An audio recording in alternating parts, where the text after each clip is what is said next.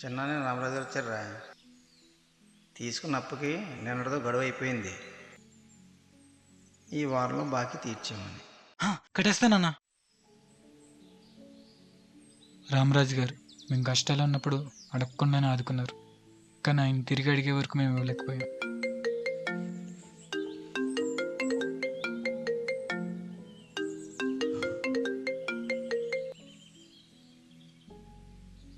అమ్మా, చిన్న గ్యాస్ వచ్చిందిరా. గ్యాస్ డబ్బులు టీవీ దగ్గర పెట్టాను, చూడలేదా? చూసానన్నా, కానీ గ్యాస్ 200 పెరిగిందట. నాన్నకి మార్కెట్ వెళ్ళమని డబ్బులు ఇచ్చాను, అందులో తీసుకో. నాన్న మార్కెట్కి వెళ్ళి వచ్చేసారురా. అవి కూరగాయలు కూడా సరిపోలేదు. గ్యాస్ వేసేది రాంబాబే కదా, మళ్ళీ వచ్చినప్పుడు ఇస్తాను చెప్పు. సరే చిన్న, నేను ఏదోటి సర్ది చెప్తాలే. సరే అమ్మా. దీనమ్మ అన్నీ పెరుగుతున్నాయి, ఒక్క నా సాలరీ తప్ప.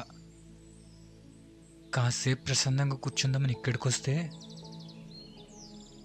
అయినా మిడిల్ క్లాస్ బ్రతుక్కి పీస్ ఎక్కడ ఉంటుందిలే.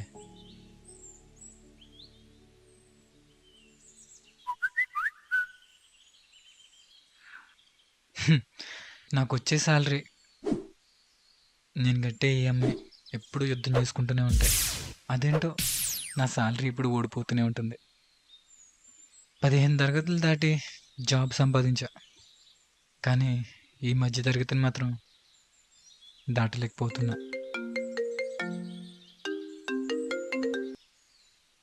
చెప్పరా, ఎక్కడున్నారా? బయటకు వచ్చారా? చెప్పు. అదే రాత్రి ముంబై మీద పెట్టవేసా, అదేమో దొబ్బింది. వాడేమో ఇంటికి వచ్చేస్తా అని కాల్ చేస్తున్నాడు. నువ్వు నాకు 5K ఇవ్వాలి కదరా, అడ్జస్ట్ చేస్తాను కాల్ చేశా. సాలరీ రాగానే ఇచ్చేస్తా.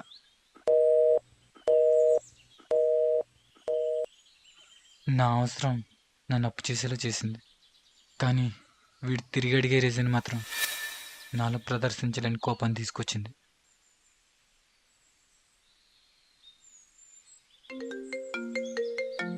ఇంకెన్ని కాల్స్ వస్తాయిరా? ఈయనెందుకు కాల్ చేస్తున్నారా? Hello sir. చిన్న, మన కంపెనీలో బెస్ట్ ఎంప్లాయీస్ అందరికి 50K బోనస్ వచ్చింది. Of course your one of them. Congratulations to your work. Go head, keep it up. Thank you sir, thank you so much.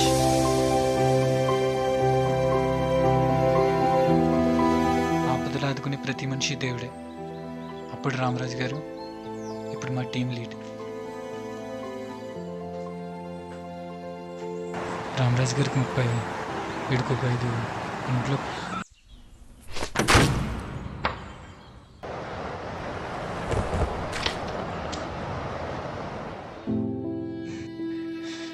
ఈ 50,000 ఎలా ఖర్చు చేయాలని లెక్కలేస్తున్నా.